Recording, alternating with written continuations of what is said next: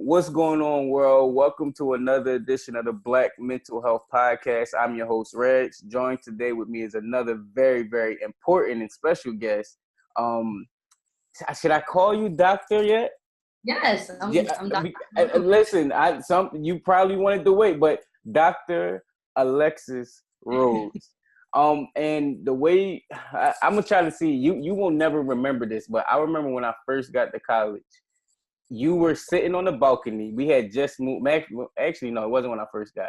We moved into our first apartment in College Park, and you were sitting on your balcony, and I think we were like making noise or something across, and you was like, "Hey, y'all not about to bring that in here. Y'all not about to bring that over here." Like, but I always noticed that you just were always on your grind as far as like getting your stuff done and getting anything. And you always had a different mindset of how you approach school than like everybody else. Like you were known, but you weren't in the like party scene and all around. How did you already have that mindset? I feel like even being so young, I just knew the importance of balance. Mm-hmm. Like it's a time and place for everything. So yes, you may not have seen me, but we did turn up Thursday through Sunday. Right. I made sure that my work was done. Like, right. That was the motivation. Like, oh, we're going to go out on Wednesday. I need to make sure that this paper is done. Or we got something going on Friday. Or the Henderson party is about to pop up. I need to make sure everything is done because I'm about to go get lit. That's just how. I just understood, though, the importance of balance. It's a balance and timing. And there's a time and place for everything.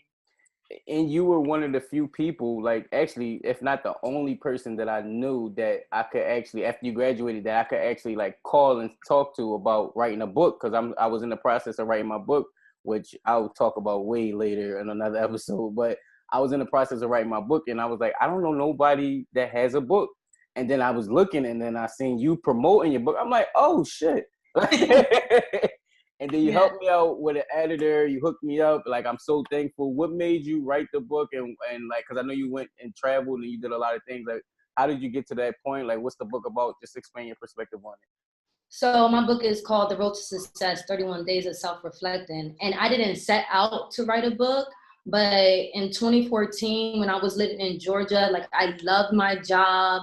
I loved what I was doing. But it was I just felt like something was missing. Like, I always had the heart of wanting to travel and to be in the mental health field. And I'm a people person, but I felt like something was truly missing. So like starting December 1st, the end of 2014, those excerpts in my book, those are questions that I asked myself about my finances, about my relationships with other individuals, like why some of the goals that I set out to achieve, I didn't achieve them. Like, I was basically writing to myself and asking myself those hard questions, especially about financing and failed relationships. Sometimes we try to run from those questions. Like, we're able to answer when everybody else asks us, but when we try to ask ourselves, we like abort mission. So it's like, no, I'm going to sit down and ask myself these questions and figure out, like, what does success mean? What does it mean? Like, I know how society defines it. I know how my mom or my dad defines it, but how do Alixis defines it? So that was that journey. And then once I was done and I was talking to one of my friends about it, and she was like, you need to put that out there. I'm like, nobody's going to read that. She was like, no, you need to really put it out there. I'm like, okay. So I started that process, and it's been a blessing. It really has, because I, been able to talk to so many different people and asking them those questions about, their mental health, their finances, their roadblocks to achieving their goals, and what does success mean to them. And I feel like it was just like an opener, because that's something that I've been through. So then I'm able to connect to those individuals who are currently on that path of trying to find out their purpose and their meaning in life. Yeah, listen, I relate. That was one of the reasons why I started the podcast, because I didn't even know that I was going through mental health things. So I'm like, if I don't know, the average person probably doesn't know either. So let me try to still connect it and feel that because it's a big space or gap between therapy and people that don't go to therapy. And everybody's not about to just jump out the window and say, I need to go see a psychiatrist or whatever the case may be. So it's like, all right, well, maybe I can make it a little comfortable, a little more understandable, a little bit more digestible. And then they'll be able to, if they want to, go to that next level of therapy and seeking out that help. Yep. And I agree. I definitely agree. So what about the mental health space intrigues you like that? Like what's your overall perspective? Like what made you want to get into it? Ooh. Loaded question, right? Yes, that is. That is. So I, like in undergrad at Shippensburg, I studied criminal justice. I always wanted to study criminal justice. And then I started taking psychology courses and I'm like, this is pretty cool. Like, but I still have the love of the justice system and wanting to understand, the injustices, especially for our people and how things were happening. So I wanted to combine the two. So my senior year, I Googled criminal justice and psychology because I knew I wanted to go get my master's. My father and my uncle like, no, you need to go and get your PhD. I'm like, you're bugging. I'm just going to get my master's. You don't know what you're talking about. I'll survive on my master's. But they knew, like within psychology, like you need your doctorate if you want to do the things that I'm, about to set out to do. Anyways, so I Googled it and forensic psychology came up. And I'm like, this is dope. And I always had that knack of wanting to understand why people do the things they do, especially criminals, especially when we're down and out, especially understanding suicide. Like, why do we do the things we do? Like, the mind is so fascinating and we neglect it. We take care of everything else. We go running, we eat right, we do make sure our face look good, our hair, our nails.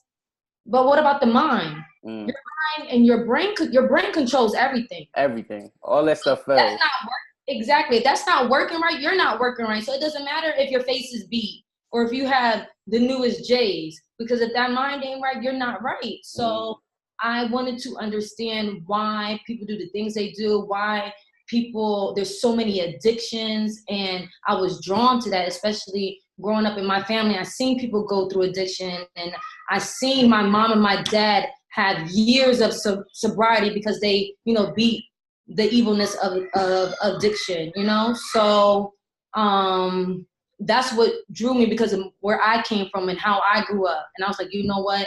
I want to be that person that somebody can easily relate to and come to and talk to, and like, you know what? Like, you may not have been addicted to anything, but you're able to understand because you witnessed it. You've seen how it affects the family. You're the product of, So that's why I started to get into the mental health field, especially the Black community. We need more people that look like us. That's it. We need more people to look like us, because if we're sitting in those chairs, more people are going to come that look like us and say, you know what, I can identify with you. But we're sitting across from someone that doesn't look like us, who don't understand us, who only been taught these certain things that our community goes through. We're going to sit there and looking at you like, do you really understand what I have to face when I step outside these doors and I'm driving my car and the police pulls me over and I'm over here shaking and I'm sweating, or I get the call that my brother was pulled over and I'm panicking to make sure, is he okay? Did they shoot him? Is he the next one? You know what I mean? So that's the reason why Black and brown communities need more individuals that are in the mental health field and mental health advocate, because at the end of the day, this is not a fad. I know it's big in social media right now, and it's a trend and it's the new wave. No, this is real life, and we need to take this seriously. Like, mental health is no joke, especially in the Black and brown communities, and especially the way things are set up systematically. So we need to take charge now and say, you know what, if you see somebody who's not looking right, or they're not doing the things that they usually do as far as communicating, and you see that they're suffering, don't make a joke about it. You need to contact someone, be that contact person, put your hand out, call them, let them, or if you don't feel comfortable, then let somebody else do it. Let somebody else know that you see someone struggling. And it's so crazy because right now I'm not working in the mental health field due to me about to travel to Africa for 3 months. So I'm substitute teaching at my old high school. And yesterday, one of my students, it was a freshman seminar, class, and the teacher left instructions for the students to basically identify, do they look at their future in a positive way, and do they look at school in a positive way, and what are 3 things they can do to change their attitude. Well, this one particular student, he was sitting there, he wasn't writing. So I looked down and I read his sentence, and it said, I don't have a future, I'm more of a hassle than a help, right? So my mental health background kicks in. So I'm like, okay. So I said to him, all right, I said, there's something that you have to be good at. He's like, well, I'm good at disappearing. I'm good at being invisible. So you hear all these words right now? He's invisible, disappearing. He's more of a hassle than help, right? Thank God. I'm just thanking God that I was there yesterday. But anyways, so he wrote that. I said, okay, well, I'm stepping in. I'm like, let's turn this into a positive. So I'm like, you're good at disappearing and being invisible. What type of job could you get with that? Like, if you're good at doing that, what type of job? He was like, well, I could be a private investigator. I was like, okay, you could be a PI. He's like, I always thought that was cool. I was like, all right, so write that down. You could be a private investigator. I was like, what about the FBI? He's like, nah, that's too much paperwork. I'll just do private investigation. I was like, that's cool with me. So I let him continue writing, and then I went back to him, and then he also wrote down, I'm a good cook. Well, I want to be a cook, but I can't even boil eggs. I said, there you go again. I said, can you cross out, I can't even boil eggs? And he was like, all right. So he crossed that out. But I did notify, I wrote the teacher a note, his main teacher. I wrote him a note saying, like, this student needs to see a counselor. But it was bugging me all day. Like, you know what? I don't even know if this teacher is willing or even going to even step out to, say that this child needs help. I'm not going to leave that responsibility on the teacher. I'm just going to go down myself and notify the counselor, because I know that those teachers are overwhelmed with 40 students in the classroom, and the classroom is hot, and they see a note, like, you know what, whatever, I'll get to it. And they come in, they're rowdy, that note probably get lost, and he gets lost in the crowd, and he's really invisible. So I did notify the counselor to let the counselor know, and she was going to call the parents. And I said, you know what? It could be even the parents. The way that the words that he's saying, that he's more of a hassle than help, that sounds like somebody, mama or dad, told him that.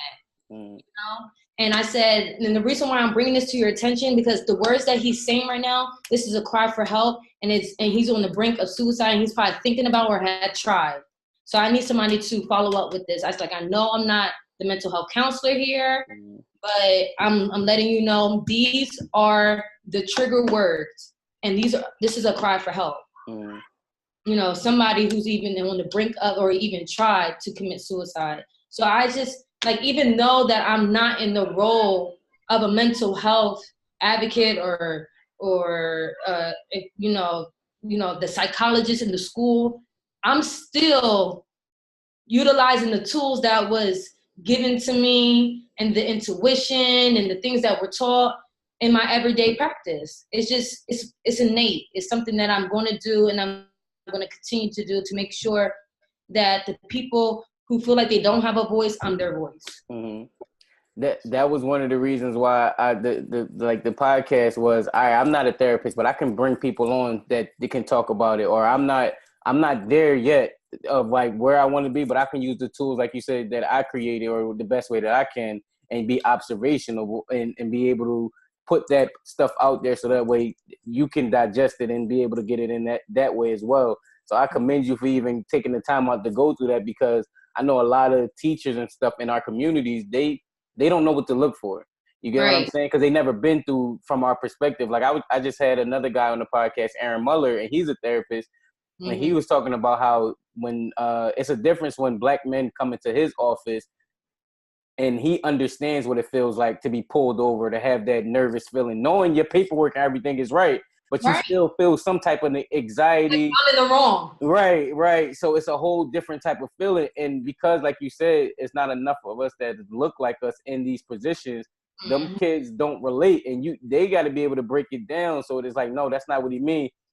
Even with talking with your hands, I talk with my hands Whereas Right. that may come off aggressive, like, oh, he was doing this, doing. It's like, no, that's just energy. Like, Right. This is how I am. that's just how you are. Like, and you need to know that he doesn't mean to make you feel like that. But I think somebody just got shot in Dallas with that. I'm been looking up that case, and it's like you don't even have a chance as like certain people if they don't understand your culture and where you come from. Exactly. Like, and it's scary out here, but we need more people like you said, like yourself, that's doing the work. Going to Africa is big, like that. I'm less than 90 days. I think I'm at day 87 or 88. I don't know. The countdown is we're leaving December 4th. So what made you decide to go over into Africa and decide to make that trip? So I know for my 30th, I always wanted to go on like this big journey of discovering self, right? And I thought I was gonna go to like Bali, Italy, and like Rome or something. But when I went to South Africa a couple years ago and they welcomed me home, I was like, I'm coming back and I'm gonna come back bigger. Like, I don't need to backpack through Europe. I need to backpack in the motherland. Like, that's where my ancestors came from. Those are my roots. And now if I want to understand myself, I need to understand my roots. So linking up with my friend Joanna and like becoming friends with her, and she had that same mindset. We're like, you know what? We're going to do this for our 30th. She's exactly a month apart from me. Like, she was born January 7th and she'll turn 30 then in 2019. So we're like, you know what? We're going to go for 3 months, trying to discover our roots and understand our roots and our ancestors, and just travel all over the continent and to speak to women and trying to understand like who has the backs of Black women. Truly, honestly, like, we have everybody else's backs, but who's backing us up?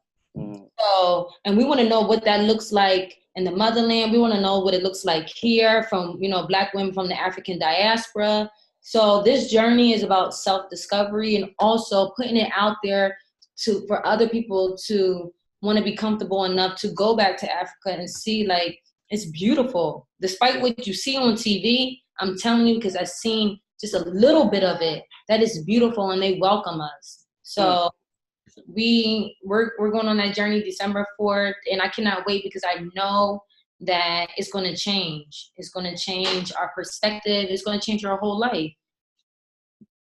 And talking about that, I seen that you were the founder of No Black Girl Left Behind. Is that what was the thinking behind that? What's the brainchild? Like, what made you create that? And like, talk more about that. So No Black Girl Left Behind was created by Rita and Ashley when we were just three doctoral students, African American women, just getting together and taking care of ourselves during this hard, when I tell you, hard process. And we just wanted to know and understand and put out there, like, you know what, Black women, instead of tearing each other down, we need to build each other up, because how we're going through this and we are carrying each other through this process. I know other women would love to join with other women that are doing this, not in just being in the doctoral process, but anything they're doing. Like, we connect with women all over. So I said, I was just laying there and I came up with, you know what, we're Team No Black Girl Left Behind. And that's where it came from. So we put it out there and we just started, this organization where we have ambassadors now. Before it was just us three going to New York, DC. Now we have ambassadors in California, Philly, South Carolina, Chicago, and it just keeps on growing because we have women that understand that we need each other, Black women, to understand that we need each other, because at the end of the day, when we come home, we're mothers, we're wives, we're sisters. Then when we leave the home, we're professionals. And it's like, we don't need to tear each other down to get to that success. We need to be there for one another. So it's all about networking and connecting and making sure that we provide the resources that is needed within our community. That's powerful, because I know it's a stigma around, like, even Black women not being catty and wanting to just go against each other. So you guys even or you girls getting that together and trying to stand up and like, no, we do stick together. We just gotta learn how to stick together. What's the pushback that you're seeing from like women that like how do you plan to get that cattiness out of them per se, I guess? So it's not about us getting the cattiness out of them. It's just providing that support and showing them that there's women that are out there just like them that want to see them be successful, that want to help them build, that want to help them grow as an individual. So just showing them that. I believe exposure is key. So it's not about us talking about the cattiness or like, you need to stop doing this or you need to stop doing that. No, let's put it in action, instead of just having it all the time in words. You talked a bit about it a little bit, and we talked about it off air. You was talking about your mental struggles while you're trying to obtain your doctorate. Speak more on that and like how you had to go on and what you had to go through. It was such a hard process because just school in general, like being in school all these years, I've lost so much from my father, moving state to state, relationships. But I gained so much because I gained myself, perspective, and true friends and family will stick behind you when you are going through so much. And like, I went through the imposter syndrome, like, I'm not no doctor. Like, I don't deserve this. And being a part of this program, I've learned that these other doctors went through the same thing. Thinking that they're unworthy of this accomplishment, even though you work so hard. And I know it sounds crazy. Like, you worked hard. What do you mean you don't feel like you deserve it? No, you really, honestly, truly don't feel like you deserve this. Or when someone calls you doctor, you're like, oh, me? Like, you're talking to me? Or you feel like, the shyness, or like, you know what? I don't want to be called it. Just, relax. Like, it's okay. Like, you don't have to tell everybody. And I still go through that at times, like within myself. Like, I cringe a little bit when someone is like, yo, that's Dr. Rhodes. And I'm like, okay, like, calm down. It's okay. But I understand that they can see that somebody that looks like them that achieved that. Mm-hmm. And I also, during this process, I learned that my winter times is hard for me. And the reason why it's hard for me, because seasonal affective disorder is real. I have it, and so living in California, it wasn't as bad because I had sun exposure and it's warm majority of the time. But going back to New York for my internship process, it was the hardest year. This last year was the hardest year for me because it was the coldest winter. Obviously, I come back, it's the coldest winter. And I have to be out in the elements and the darkness. And when I tell you, I did not want to be bothered, or I had to push myself to do things. I didn't write that whole year. So I write poems. When I'm like in the midst of something, I just write, or sometimes I dream in words, and I'll wake up and I'll just start writing things. And I wasn't dreaming in words. I wasn't dreaming at all. It was just a mental block, literally. And I felt like I just came out of it. Then I'm going to say warmed up. I felt like I just came out of it like May, of like that mental block. But really, once I rested, once I was done with my internship process and I flew out and graduated and I came home in July, I rested June, July, and August I started producing because I was able to sit down and rest. Because when I was in New York and I was packing up my things and I was talking to God about this, going to Africa, like, what am I going to do for money? Like, how am I going to save for this? I don't even have a job next. Like, what am I going to do? And it just came to me, peace, be still. You need to be still in order to hear my words and understand what is next for you. And if you don't, you're not going to be able to make the moves that I'm preparing for you. So I listened. I came home and I was still, like, I was sleeping, I was resting, I was starting back my eating habits, because when you're, grinding it out, you're not treating yourself well, So I was making sure I was getting back to the basics. And I'm glad that I listened, and I'm still listening and practicing what I preach, and making sure that I get up in the morning And, you know, I meditate and I read the word of God, and I do the things that I need to do to prepare my mind for the day, and making sure that I have balance and, you know, eating properly, and making sure the people that I'm around are, you know, not of that negative energy. I'm energy sensitive. I'm a very energy sensitive person. So my circle, when I say those are my girls or that's my family, like that is who like I roll with, and I know that the energy is good, and that's all I roll with. So because if I'm not, then it brings me down, and I don't need that right now. I need to be able to be uplifted, because I feel like the movement that I'm a part of with reclaiming our roots with Africa and No Black Girl Left Behind, and it's something major that is on the brink of, and I need to make sure that my space is nothing but positive, you know, energy. So I tell people all the time, like, if you need to speak to someone, like I didn't, like I needed, like therapists need therapy.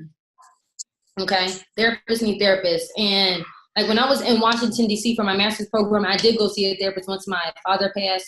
I did go see a therapist. I did go make sure I was taking care of myself. But because of moving constantly, I didn't want to start over. Right? So I said, like, once I'm grounded, I know that I'm going to go talk to a therapist and make sure that I'm doing the things that I need to do. But in the interim, I lean on my other friends that are mental health therapists, and I talk to them, and I make sure that I evaluate myself. I'm like, okay, you know, am I doing what I need to do? Like, do I need to take a break? Do I need to take a step back? Am I overthinking? And just making sure that I'm okay, and they, you know, validate my feelings. And I thank God that I have people like that in my circle. Not everybody has that, you know, to hold on to until they, you know, reach out for, you know, a therapist within their means. But yeah, that's how I've dealt with it. And I'm telling you, like, seasonal affective disorder, or which is seasonal depression, and anxiety. And I was never an anxious person, but going through this program, I'm telling you, it just unraveled all these different types of feelings. And I'm like just feeling anxious all of a sudden over certain things, or my mind is ruminating over things over and over again. I'm like, okay, you know what? Let me take a pause. Let me take a step back, because obviously I'm overwhelmed. So let me put it aside, and I'll get back to it when I'm able to. So, and it's also a process of, you know, validating yourself and making sure that you love on yourself and understanding your self-worth. And that's what I did throughout my process. You really just taught me a term, like, and that's why I love what I'm doing with this podcast, because you get free therapy almost. And it's like, seasonal depression is so real. My mom every year, because my mom is divorced now, but every year when the holidays come, she gets like down. She plays the same Let It Snow, like all of my, like she plays these songs, and she like, yeah, I know when the holidays, y'all know how I get when I come around. But she hasn't been diagnosed with it, but I know what it is, because she always gets depressed thinking about all the times we used to have as a kids, and the marriage, the good times, the fun times, the presents, all of that stuff, Thanksgiving, everything. And it's because she don't have that, and she's missing it. It's like, yo, summertime, you get to be out in the sunlight. You get to be out, and you don't have to deal with that stuff. But when you're in the house and you got to think about that stuff, and even with my friends, we talk about how when September, the fall comes, you're forced to think about, all right, what direction my life is going in. Because in the summertime, you're out moving, you don't have time to think about it. But when that fall comes and you're in the house, it's like, wait, I got to start doing stuff, because I'm like just sitting and relaxing. So like I said, you just taught me a new term that now I know how to like call it, like, yo, you may have this, but I'm not a therapist, so you should go see about it, but you may have this. Definitely should. Holidays are hard for people. Those, like, during those months is the hardest, especially when people start to reflecting of the people that are not here anymore, the things that they used to do. And I had a lot of my individuals that I worked with in therapy, I had to make sure that they used to double up on therapy during those months, because Thanksgiving is hard because their mother is not here, or one lady, her parents been going for over 20 years, and it's still hard for her during the holidays. So it's definitely real, and she definitely should go see and talk to someone about it. And weather do play a role. It definitely plays a role. So I know for me, when I do get back from this journey, I can't live, like, I love the East Coast, and I may have to be a bi-coastal person. I love the East Coast, and I love the energy that we bring as people. Definitely different from the West Coast. Sorry, West Coast. Like, East Coast, we're better. But winter times are too hard for me. Like, it's just too hard on my body and my mental health. And when you recognize something, don't put yourself back into those predicaments. So I'm not going to put myself back into those predicaments. Like, this year, I'm going to miss out on winter. Thank God, because I'll be in Africa. But I'm going to plan accordingly to where I want to move to and, like, plant my feet at. And I can't like live here for now. Like, winters are just too rough for me. Like, I need somewhere warm and just the sun is shining, and I just need that. Do you ever feel like you'll miss the seasons? Because I know someone said that, like, being in sun all the time, it doesn't, like, you miss, like, having Timbs on, or you miss like those different fall weather with hoodie season and stuff like that. Do you ever feel like that would play a part too?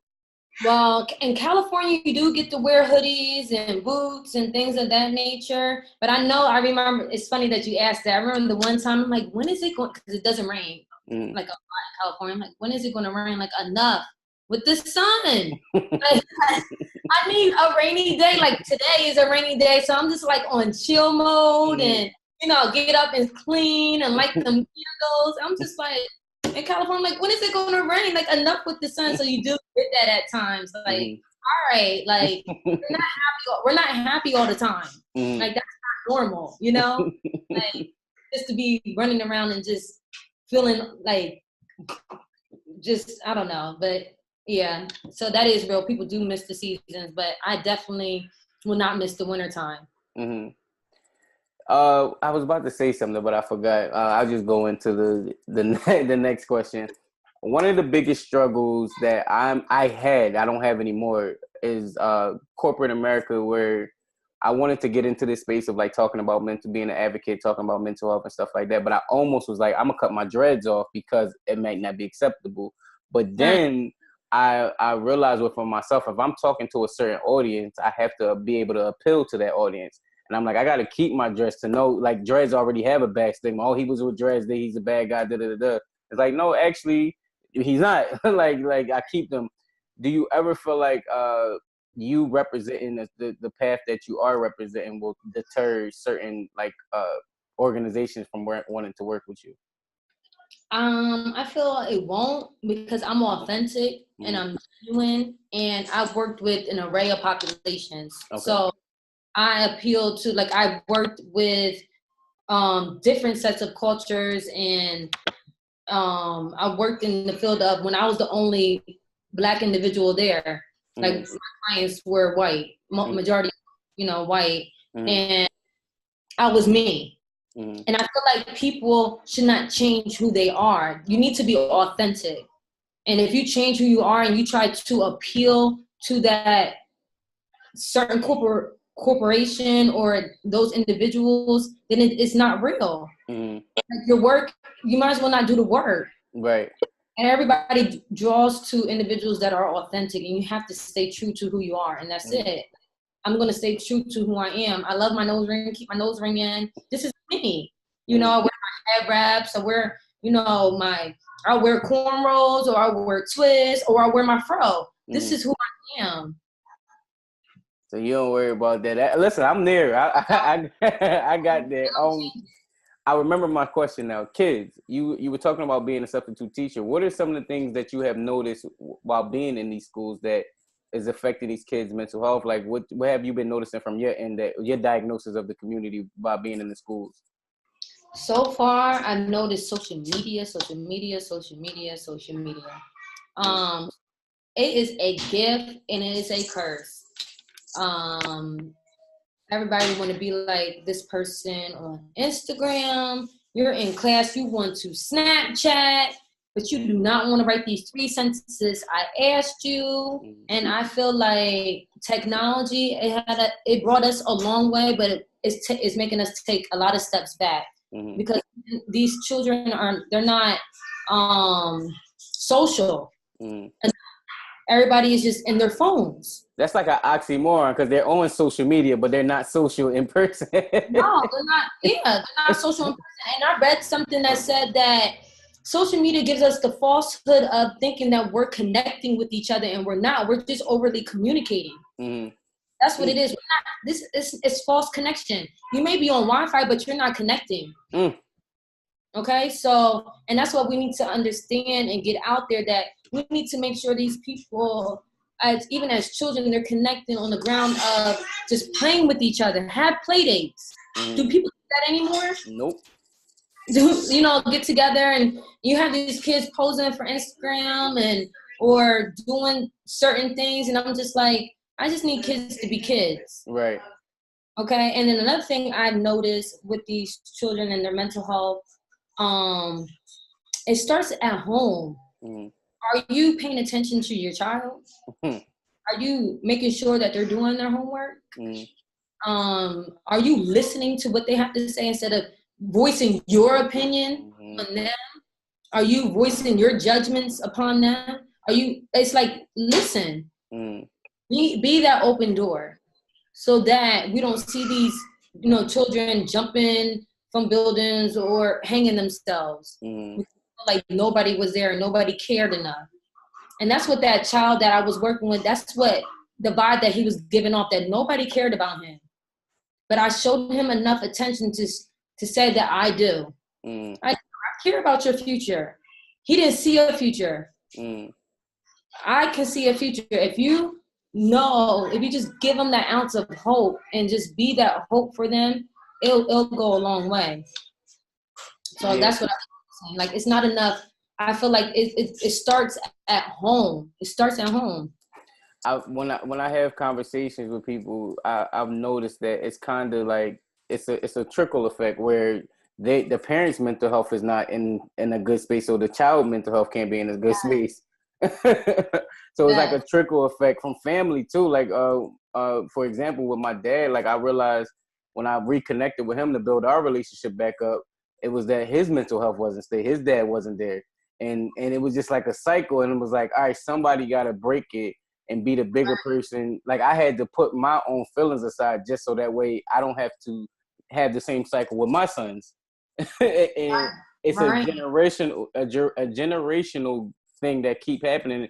And like you said, with it being trendy, it's like I'm gonna be here after it's a trend. I'm hoping it's not a trend, but I'm gonna be here after, because now I've been recognized it. I recognize it now. It's like, oh, this is what this is. Oh, right. I got something for y'all now. Right. And I'm recognizing that more people don't know that that's what's going on in their household. Like you said, for example, with my mother, my mom would probably never think that she's going through something like, boy, I ain't crazy. Like, what you talking about? It's like, Mom, no, that's associated with craziness. But why do, from Black and brown communities, we associate mental health with craziness? Like we all have to be mindful of our mental health. Every single one of us, because we're all human. We all have a mind, right? So our mind goes through things. There's chemicals in there. There's chemical imbalances that we go through. It's, there's triggers, and we go through trauma and we're affected by it, but nobody wants to speak on that. What we've been through as a child. So it is generational, like you said. So if our parents, because they're not used to talking about it, they're used to like, you know what, sweep it under the rug, or you know what, take it to the altar. Okay, yes, God wants you to take it to the altar, but he wants you to handle it. You do the work too. You do the work too. He put these people in certain places so you can go talk to them. That's not enough with the wisdom and the knowledge so they can help you. So yes, you can pray to him about it, but you need to go talk to someone. You need to go talk to someone. So I feel like what you said about the parents, yes, they're going through so much, especially if you are worrying about where the meal is going to come from next for that child. So you're not worried about whatever you feel like what they're going through is so small. Like, you know what, I'm trying to figure out how we're going to pay these bills because the lights may not be on tomorrow. So you don't even have time to take out and say, let me help you with your homework, or let me check in on you, because you're worried about, listen, me checking on you is me paying this light bill. Me checking on you is making sure it's food tomorrow. Like, I don't need to check on how you doing mentally. And it's like, whatever that child is going through. It's so many times I see a kid, once they parent attention and they're trying to show them and they're trying to communicate, when they parent is so worried about something else. And it's like, yo, your kid is I'm very cognizant of that with my son. As soon as he interrupts me and says something, or he wants something, well, not interrupt me. When I say interrupt me, I mean, if I'm occupied with something, but he wants 2 minutes of time, I stop whatever, because it's not that important that I can't give him his 2 minutes and make him feel heard, make his voice feel like it's recognized, because that's all it is. All these kids that's trying to do stuff for attention, they want to be recognized and they want to be heard, and usually that comes from it's supposed to come from your parent. And if it doesn't come from your parent, you're gonna go to other places to try to get it. Yes, but it's just a lot of hurt. There's a lot of trauma. It's a lot of individuals that are not diagnosed and not taking care of themselves mentally, that is trickling down to their children. And that's what we see now with a lot of these children, because of their parents are not taking care of themselves as well. I think I got one last question. As far as the field that you're entering, I know as the therapist community, it's more like a white man, white woman. Like, we don't have a lot of us behind that chair. How do you feel about being a minority or going into those aspects of, like, you already might not get that many people. Like you said, most of your clients was white. How does that make you feel? Actually, no, most of my clients, because I was working at Jamaica hospital, so no, most of my clients were from the Caribbean. Okay. Yeah, no, but in California, most of my clients, when I was a counselor, most of my clients were white. As far as the children that I worked with, they were white. My paying job, they were white, and then my externship, it was the brown community. I was a therapist for the LA County Sheriff's Department. So a lot of kids were like Mexican or Black or things like that. But you being a minority in that field, how do you think that's gonna play an impact on your life and what you're trying to do? Because like I said before, like I am, when they see me, they're like, you know what? She may understand what I'm going through. I feel like we need more of us in the field so we can do the work that is needed, because we understand as far as culturally, because a lot of those individuals are not trained, they're not competent, taught cultural competencies to work with individuals in the Black or brown communities, or working with individuals from, I don't know, like India or things of that nature. So I feel like if you are a therapist, even if you're Black, you're white, or whatever the case may be, you need to make sure that you are culturally sensitive and make sure you're competent enough to work with the individuals that you're working with, because you can do more harm than good, and that's not what we're in the field to do, right? So me as an individual, I feel like I am taking that step of saying, like, you know what, being competent enough, and as far as understanding different cultures and being willing to, and that's why traveling is important for me, because mental health looks differently everywhere. We used to get people from all over, and that's why I took that internship in New York, because JFK was so close. We used to get a lot of individuals from JFK, like they didn't make their flight because they must have had some type of mental health breakdown. You know what I mean? So I had clients from all over the world working at that internship. So then, you know, my worldly background, like mental health does not look the same. And that's, back then, they had this notion that it did. So being from like this new generation, like, no, mental health doesn't look the same. And people of African American descent, like when we say we're sick, we may be having some depression, but we're saying like we're physically sick. And we're not physically sick. There's something going on with our mental. And when we take it to a different type of therapist and we're explaining physical symptoms, they may say, oh, well, you know, it sounds like you have medical issues. No, it's not medical issues. They're explaining it in a physical form, but it's really a mental health issue. It's just, and it's so weird that we all experience things in a different way, and we're able to express it in a different way, but at the same time it is the same. Like depression looks differently with from like a Black person or a white person, but at the end of the day it's still depression. And that's what we got to realize, it's still depression, and we need to take ownership of that and get that individual that help. So if you see your mother not coming out, not your mother, but like somebody's mother not coming out of, the house, or they're down, they're crying all the time, or, just not feeling how they, or looking the same how they usually do, it's time to make that call. Mm-hmm. Time. Like, we need to stop sweeping it under the rug. And I don't understand why we do. I really don't. I don't understand why we don't want the help. But at the end of the day, there is a movement out there of, Black therapists. I know there's Black therapy for girls or something like that in New York, where they have a whole organization of therapists for Black girls. Mm-hmm. They do accept other individuals, but it's therapy for Black girls. Mm-hmm.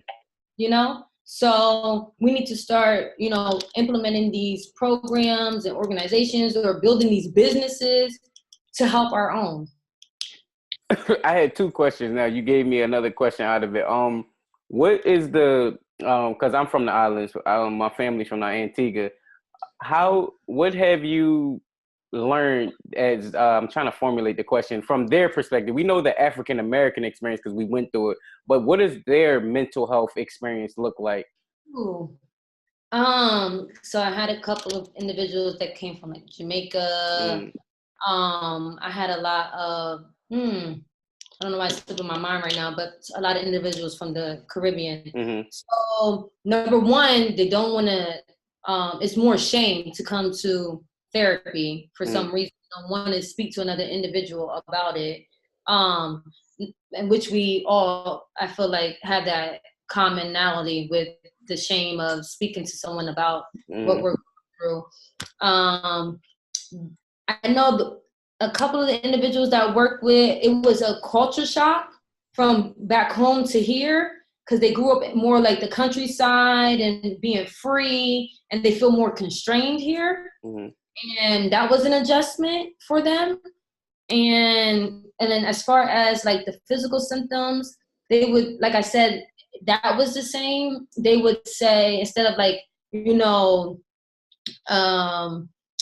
trying to give an example. Instead of saying, like, they would talk more about like their physical symptoms than what was going on in their mind. Instead of saying like, what, I didn't feel good today. I didn't feel up to it today. And I'm like, okay, so like, what was going through your mind when you're not feeling good today? Because they were like, oh, I feel like I'm about to get a cold. And I'm like, no, that sounds like your depression is starting to set in. Like, you're starting to isolate. That's not a cold. That's your depression. But yeah, I feel like the Caribbean and the Black community, because we're all Black, mm-hmm. we explain it more in the physical sense than into the like mental health sense. Because we don't pay that part of it any mind. Like I've had certain things make me sick physically because of stuff that was going on in my brain. Like the stress of like thinking if you're gonna pay a bill or being able, that can physically make you sick, and people don't understand the correlation between the two. They don't, because it's all connected. Mm-hmm. And that's a struggle within itself, like in the not just the mental health field, but just in the medical field. Mm-hmm. Psychiatry, is not like the highest on the totem pole. But we're like advocating, trying to get people to understand, like, if your mind is not right, like you just said, you start to feel sick. Mm-hmm. Physically, going to start to feel sick. And we got to make sure that everything is aligned and everything is connected. You need to make sure just as well that you tell your clients that they need to go work out because, they're on the brink of having obesity or diabetes. You need to let them know that if they start overly obsessing over a certain topic or a certain worry, that's not good. Mm-hmm. So we have to come together and work together. And that experience that I had in my internship was a really good experience because I was in a hospital. Like I was in a hospital, and then some days I was in a clinic. But in the hospital, I was working along with the medical team. And just seeing that coming together, like, oh, wow, like, this is how it needs to be. Like, we're all one. Like, the body is connected. The mind is connected to everything. It runs everything. Actually, that's the most important piece. I don't know why that we feel like everything else is more important, but no, our mind is the most important piece. If that goes, everything goes. I forgot my last question, but I think you nailed it anyway. What are some parting words that you have for the audience about mental health, and just anything, any last words that you want to give to people? I just want to let everybody know that, you know, we're not above seeking help, reaching out, and that help is out there. Definitely, there's a suicide hotline number. I'll give it to you so you can post it. I got it on my website. Good. So it's on his website. Call. I know when we're in our lowest points that we feel like nobody cares, but people do care, and you can reach out and call and just let somebody know that you need help. And that's what I want everyone to know, but especially the Black and brown community. It is time to stop sweeping things under the rug. It is time for us to stop just putting blankets over trauma that people experience, especially like with sexual abuse and molestations and drug addictions. And no, it's time for us to heal as a community, because once we're able to heal as a community, we can start fighting back the systems that are against us. And that's what I have. And then on that note, guys, make sure you follow her and subscribe to everything that she's doing. She's an amazing follow. She's giving daily inspiration and stuff that I be needing to see sometimes. So make sure you follow her. I'll put the everything will be above. I think it'll be up here or over her head. That right there. And mine will be over there. So follow and make sure you guys subscribe to the podcast, because I can continue to keep bringing on great guests that got great stories that can give you guys great motivation, inspiration, and techniques to help with yourself. Because maybe you can do something right now. Like, she can give you a technique right now that can help you. So like journaling and meditating, like she said that she does. So follow, subscribe, and remember that this platform has never been about replacing therapy. It's an alternative. It's a place where people share therapeutic stories. Thank you for listening.